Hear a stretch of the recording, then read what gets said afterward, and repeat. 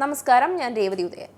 ഇനി അൻവറിനെ ആശ്വസിക്കാമോ, ഇതൊരു അഗ്നിപരീക്ഷയാകുമോ എന്ന് കണ്ടറിയണം. രണ്ടുവട്ടം ഇടതുപക്ഷ പിന്തുണയോടെ നിലമ്പൂരിൽ സീറ്റ് ഉറപ്പിച്ച അൻവറാണ് താൻ ഒറ്റയ്ക്ക് കൂട്ടിയാൽ നിലമ്പൂർ കൂടുമെന്ന് കരുതി പിണറായിയെ തള്ളിപ്പറഞ്ഞ് പാർട്ടി മാറിയത്. ഇപ്പോൾ നിലമ്പൂർ ഉപതെരഞ്ഞെടുപ്പ് തീയതി പ്രഖ്യാപിച്ചു.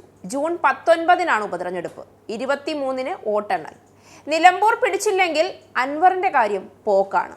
ഇടത് സ്വതന്ത്രനായി വിജയിച്ച PV അൻവർ രാജിവെച്ചതോടെയാണ് തെരഞ്ഞെടുപ്പിന് കളമൊരുങ്ങിയത്.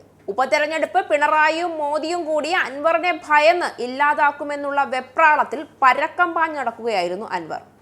പിണറായിയോടുള്ള വിദ്വേഷം കൊണ്ട് മറുകണ്ഠം ചാടി കോൺഗ്രസിലേക്ക് വലിയ വാഗ്ദാനങ്ങളോടെ ഞാൻ ഒരാൾ വിചാരിച്ചാൽ നിലമ്പൂർ പിടിച്ചെടുക്കാൻ നിസ്സാരമെന്ന് പ്രഖ്യാപിച്ച അൻവറിന്റെ വിശ്വരൂപം പുറത്തു വന്നത് നിലമ്പൂരിൽ കോൺഗ്രസ് തങ്ങളുടെ സ്ഥാനാർത്ഥിയായി ആര്യാടൻ ഷൗക്കത്തിനെ കൊണ്ടുവരാനുള്ള നീക്കങ്ങൾ ആരംഭിച്ചത് മുതലാണ്. തന്റെ ഇഷ്ടക്കാരനായ ജോയിയെ തന്നെ നിലമ്പൂരിൽ തനിക്ക് പകരക്കാരനാക്കി കൊണ്ടുവരണമെന്ന അതിശക്തമായ വിലപേശലിനൊപ്പം സ്ഥാനാർത്ഥിയെ പ്രഖ്യാപിക്കുന്നതിന് മുൻപ് തന്നെ തന്നെയും തൃണമൂൽ കോൺഗ്രസിനെയും കോൺഗ്രസിന്റെ ഭാഗമാക്കി മാറ്റണമെന്ന കടുംപിടുത്തത്തിൽ അൻവർ ഉറച്ചു നിന്നതോടെ കാര്യങ്ങൾ കോൺഗ്രസിന്റെ കൈവിട്ടുപോയി. ഒട്ടക്കത്തിന് ഇടം കൊടുത്തതുപോലെയാകും അൻവറിനെ പാർട്ടിയിലേക്ക് കയറ്റിയാൽ എന്ന് ഉറപ്പുണ്ടായിരുന്ന കോൺഗ്രസിലെ പല ശക്തന്മാരും അൻവർ പടിക്ക് പുറത്ത് നിന്നാൽ മതി എന്ന് വാദിച്ചതും ലീഗ് നേതൃത്വം കോൺഗ്രസിന്റെ സ്ഥാനാർത്ഥിയെ തീരുമാനിക്കേണ്ടത് അൻവർ അല്ല എന്നും ആരെ കോൺഗ്രസ് സ്ഥാനാർത്ഥിയാക്കിയാലും തങ്ങൾ പരിപൂർണ പിന്തുണ നൽകുമെന്ന് പറഞ്ഞതും അൻവറിനേറ്റ വലിയ തിരിച്ചടിയായി. പിന്നെ ഓരോ കോൺഗ്രസ് കക്ഷികളെയും പടിക്കൽ കാത്തുനിന്ന് കണ്ടും കാലുപിടിച്ചുമാണ് തന്നെ പിടിച്ചു പുറത്താക്കാതെ എങ്ങനെയെങ്കിലും കോൺഗ്രസിനൊപ്പം ചേർന്ന് നിൽക്കാനുള്ള സമ്മതപത്രത്തിൽ അൻവർ ഒപ്പിട്ടു വാങ്ങിയത്. ഇതൊക്കെ കഴിഞ്ഞ നാളുകളിൽ നിലമ്പൂർ ഉപതെരഞ്ഞെടുപ്പിനെ ചുറ്റിപ്പറ്റി മലയാളികൾ കണ്ടും ചിരിച്ചും കളഞ്ഞ കാര്യങ്ങളാണ്. തൃണമൂലുമായി കോൺഗ്രസിലേക്ക് പ്രവേശനമില്ല എന്നും ഒറ്റയ്ക്ക് വേണേൽ വരാം, ഇല്ലെങ്കിൽ പോകാമെന്നും കോൺഗ്രസിലെ മുതിർന്ന നേതാക്കൾ നിലപാട് സ്വീകരിച്ചതോടെ അൻവർ പിന്നെയും പെട്ടു. അങ്ങനെ ഒറ്റയ്ക്ക് പോകേണ്ടെന്ന് തൃണമൂലിലെ മറ്റംഗങ്ങളും ഒറ്റയ്ക്ക് വന്നാൽ മതി എന്ന് കോൺഗ്രസും. അൻവർ ചെകുത്താനും കടലിനുമിടയിൽപ്പെട്ട കാലമായിരുന്നു അത്. ഒടുവിൽ കുറെ കരഞ്ഞ് കാലുപിടിച്ചിട്ടാണ് അൻവറിന്റെ പാർട്ടിയെ കോൺഗ്രസിന്റെ അസോസിയേറ്റ് പാർട്ടിയാക്കാമെന്നുള്ള തീരുമാനം കോൺഗ്രസ് എടുത്തത്. അതാകുമ്പോൾ അകത്ത് കയറ്റുകയും വേണ്ട, പിന്തുണ കിട്ടുകയും ചെയ്യും. കൂടുതൽ പ്രശ്നമുണ്ടാക്കാൻ നിന്നാൽ ചെവിക്ക് പിടിച്ച് പുറത്തു കളയുകയും ചെയ്യാം.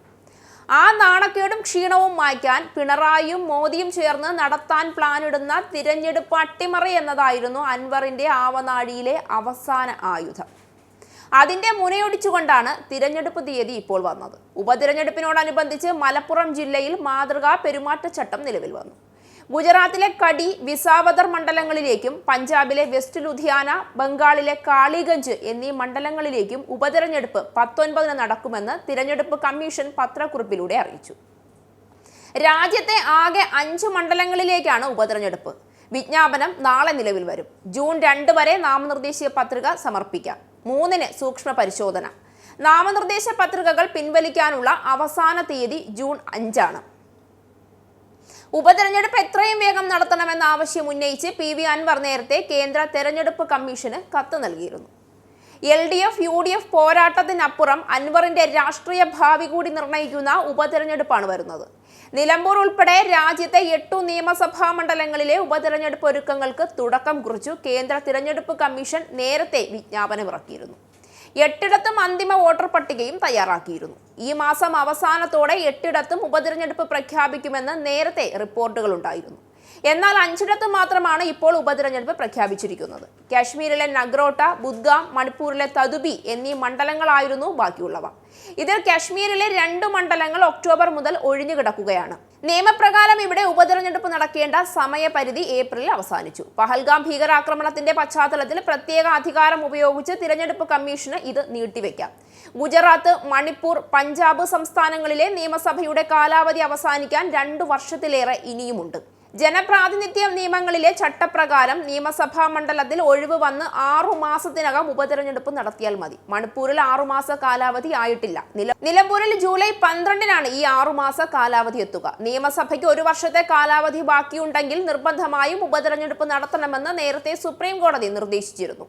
കേരള നിയമസഭയുടെ കാലാവധി അവസാനിക്കാൻ 1 വർഷത്തിലേറെ ബാക്കിയുണ്ടായിരുന്ന ജനുവരി 13-നാണ് PV അൻവർ നിലമ്പൂർ MLA സ്ഥാനം രാജിവെച്ചത്. നിലമ്പൂരിൽ ഉപതെരഞ്ഞെടുപ്പ് പ്രഖ്യാപിച്ചില്ല എങ്കിൽ കോടതിയെ സമീപിക്കുമെന്ന് അൻവർ നേരത്തെ പറഞ്ഞിരുന്നു.